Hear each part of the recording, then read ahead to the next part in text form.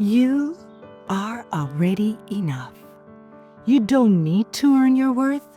You need to notice it. Anonymous. Hello and welcome. My name is Rebecca, and this is the Amor Factor.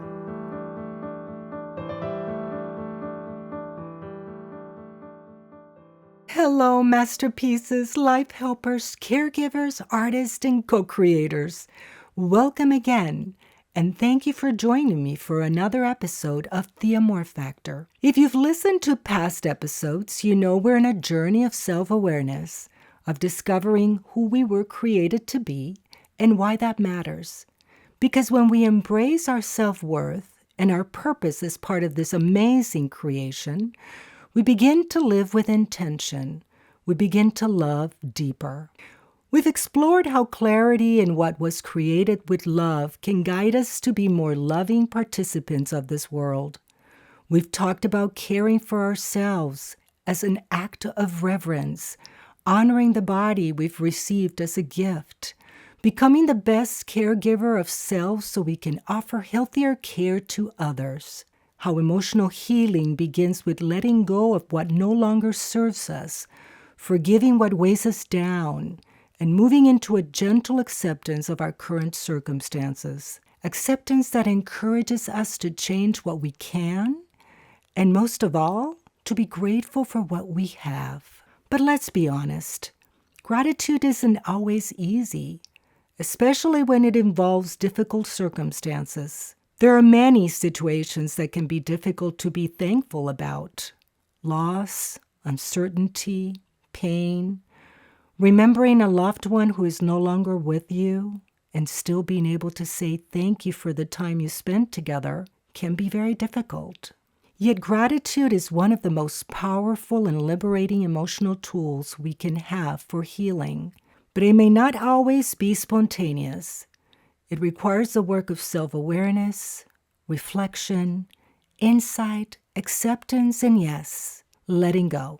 Maybe not in that exact order, but from my experience, it's a process of growth, of emotional resilience. It's a way of seeing, a way of turning darkness into light, pain into peace, despair into determination. It's a way of being hopeful instead of hopeless. It's a way of remembering that this gift called life is given by a loving creator, one breath at a time.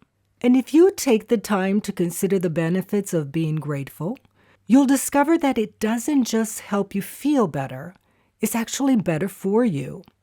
And science supports this.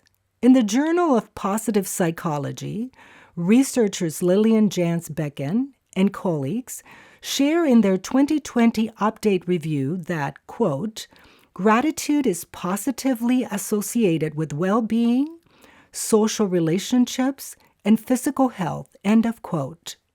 Gratitude helps us cope. It helps us heal. It helps us connect. And it's not just emotional. It's physical. Another 2020 review published in the Journal of Psychosomatic Research looked at how gratitude interventions affect the body.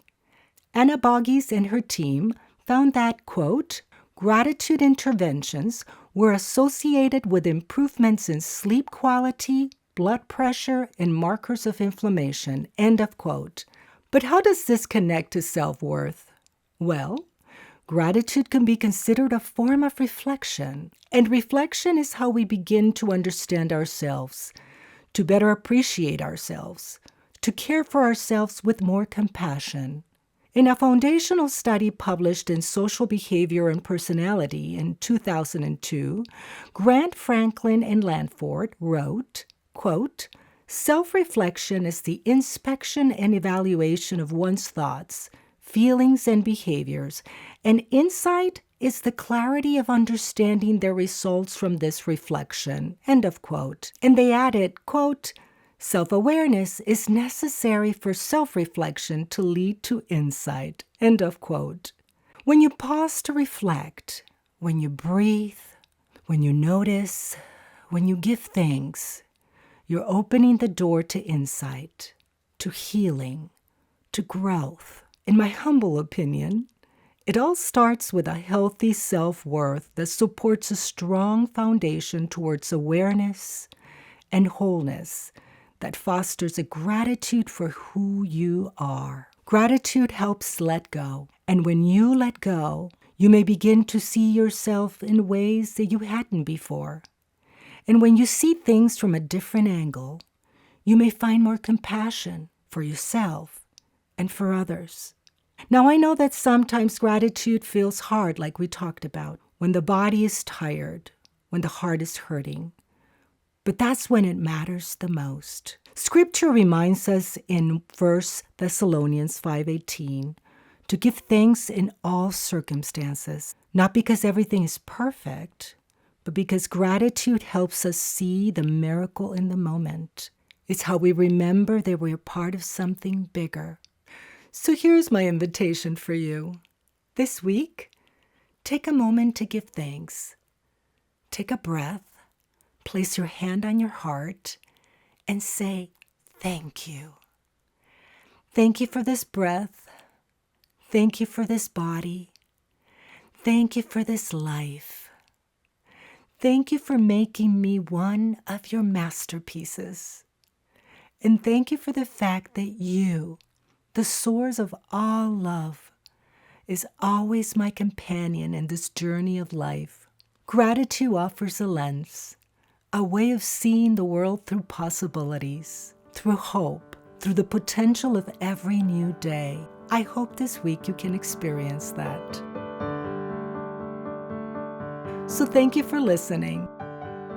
I'll talk to you again soon. I'm Rebecca, and this is the Amor Factor.